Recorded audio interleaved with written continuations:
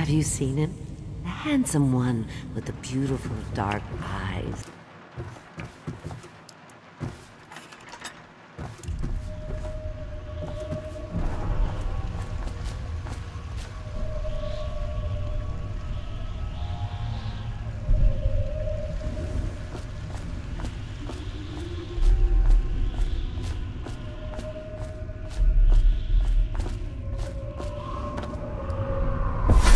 Hello, Corvo. Your life has taken a turn, has it not? The Empress is dead, her precious daughter Emily is lost somewhere in the city, and you will play a pivotal role in the days to come. For this I have chosen you, and drawn you into the void.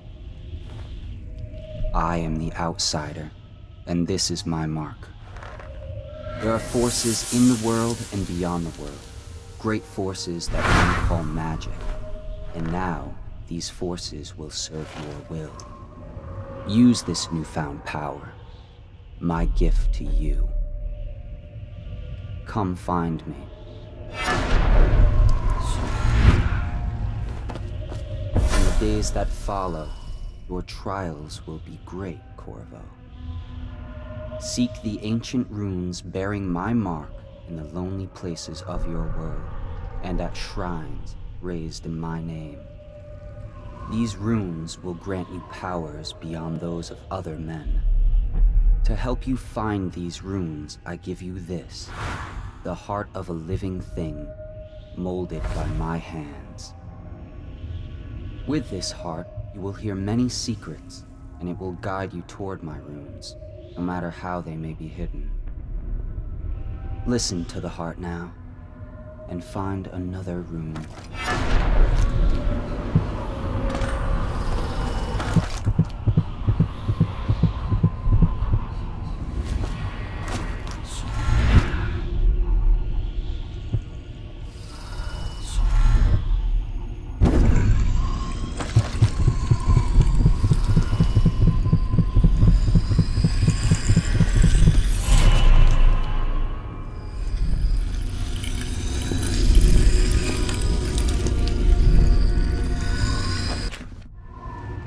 How you use what I have given you falls upon you, as it has to the others before you. And now I return you to your world, but know that I will be watching with great interest.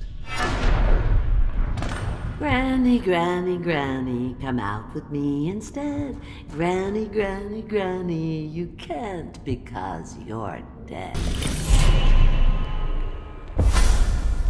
Be careful, Corvo. They call her Granny Rags. You wouldn't recognize her real name, or even the name of her family, but an emperor begged for her hand once, and rich young men fought each other for her favor. I watched her consider them all, measure their worth, and find them wanting. Then, she made a different choice. Now your choices interest me. You spared High Overseer Campbell, the leader of a great cult dedicated to loathing me. I'm older than the rocks this place is built on, and even I didn't see that coming.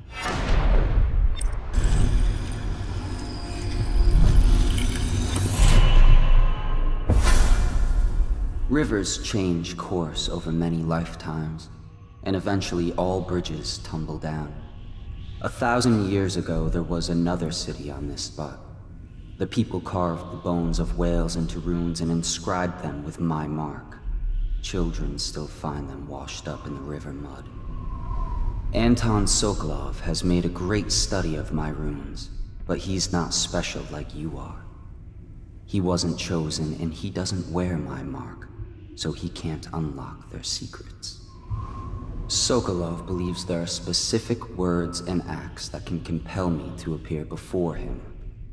He searches old temples in Pendicia and ruined sub-basements in the flooded district. He performs disgusting rituals beneath the old abbey. But if he really wants to meet me, he could start by being a bit more interesting. Coming from a party, Corvo? Is that what you dreamed of? All those months in Coldridge prison while waiting for the executioner. Wealth, beautiful women in the latest fashions, laughing and drinking Tivian wine. And what of the host, Lady Boyle? She supported a tyrant, the Lord Regent, and lived in opulence while the people of the city starved to death and live in fear of plague. Now she'll live out her days, month after month, year after year, far away, even as her fine clothes wear into tatters and her silken hair gets dull and gray. Plenty of time for reflection. Here you are, Corvo, within the high walls of your enemy's stronghold. You're an unstoppable force, it seems, but also unpredictable. The Lord Regent lives, despite all he's done, and that is most surprising. The last year must have been agony for such a tightly wound man, watching as the plague spiraled out of control, as people on the streets went mad and died bleeding from the eyes, knowing that it was all his fault. As you hunted down his people one by one, and finally came for him, he must have realized that all his planning was for nothing, and that must have been exquisitely terrifying. But in the end, you chose the more measured response. What will that mean in the days to come, I wonder? I've lived a long, long time, and these are the moments I wait for.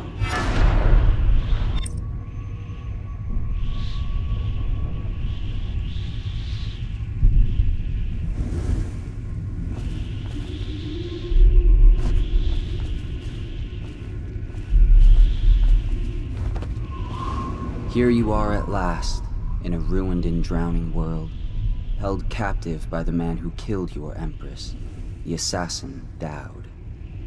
Your friends poisoned you and dumped your body in the river. Did they do it to protect themselves, so no one would ever know what they'd done?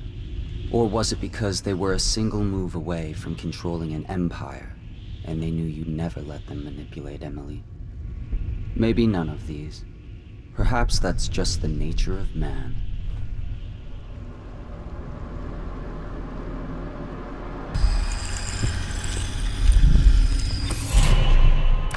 You find your way into such interesting places, Corvo. At the eye of the storm, raging between Granny Rags and this man who has lived his whole life with a cleaver in one hand and a bottle in the other. Crawling out of those flooded ruins, winding your way back to the pub where you last saw Emily. Where is she now? How does it feel now, knowing your allies betrayed you? Strange how there's always a little more innocence left to lose. And Dowd, the man who killed the Empress, you had him in the palm of your hand, and you let him walk away? You fascinate me. So ends the interregnum, and now Emily Caldwin I will take her mother's throne after a season of turmoil. You will stand at her side, Corvo, guiding her young mind and protecting her from those who seek to exploit her or cause her harm.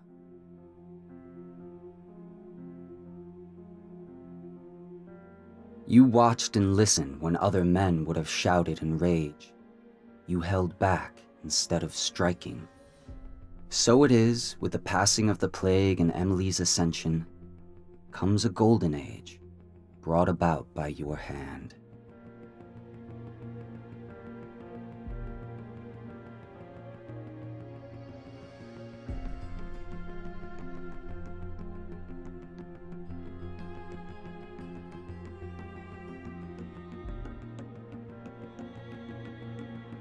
And decades hence, when your hair turns white and you pass from this world, Empress Emily, Emily the Wise, at the height of her power, will lay your body down within her mother's great tomb, because you are more to her than royal protector.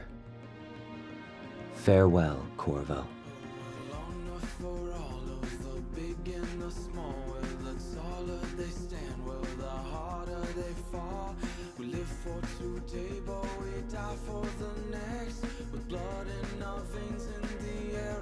our chest, or we step into war with our hearts on the line. The dirt on our boots, it shakes free over time. The music it fades, the violence slows, the darkness it rises as the sun goes. Love is a distant aroma at best, a withering smile that's stuck deep in your vest. The night air it wraps its fingers around your body, it shakes from a now distant sound. Oh, the sound of her voice, a sweet symphony, played over and over until you are free.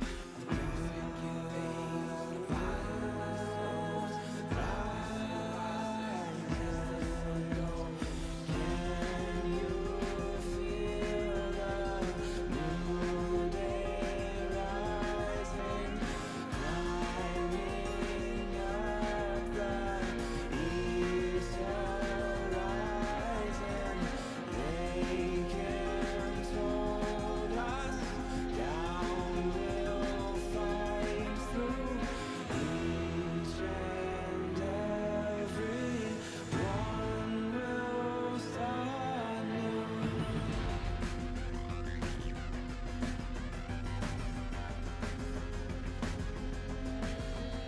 Well, we shall not stumble, no, we shall not fall. We shall not crumble, no, we shall stand tall. Well, death it will come, as sure as the night. But we will not run, no, we live but to fight. Oh, with blood on our hands and dirt on our knees, we'll tear at the ones who brought the disease.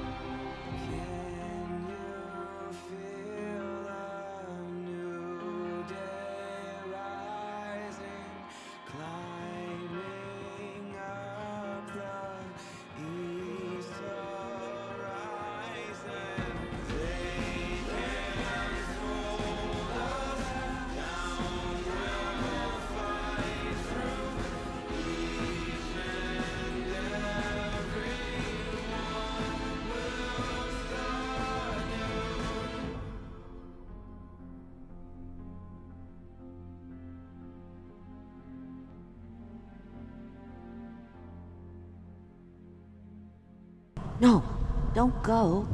Let Granny Rags tell you a story. It won't cost you anything at all. Which would you like? The history of the great city of Dunwall? No, that's not for you, no. You want the tale of Empress Jessamine Caldwin. Regal, fair-minded, she brought prosperity to the city, hope to all, then violently murdered these 6 months ago. Nothing's been the same since her death. Poor child. Her spirit lives on, trapped, misused, and for what purpose? But here's the worst part. It was a man she'd trusted over all others that did the deed. They say he's in league with the outsider, and that he won't rest until everyone in Dunwall is dead and cold. Now, Granny Rags has told you a tale, so maybe you'll tell it to someone else later. Change up the ending a bit if you want, huh?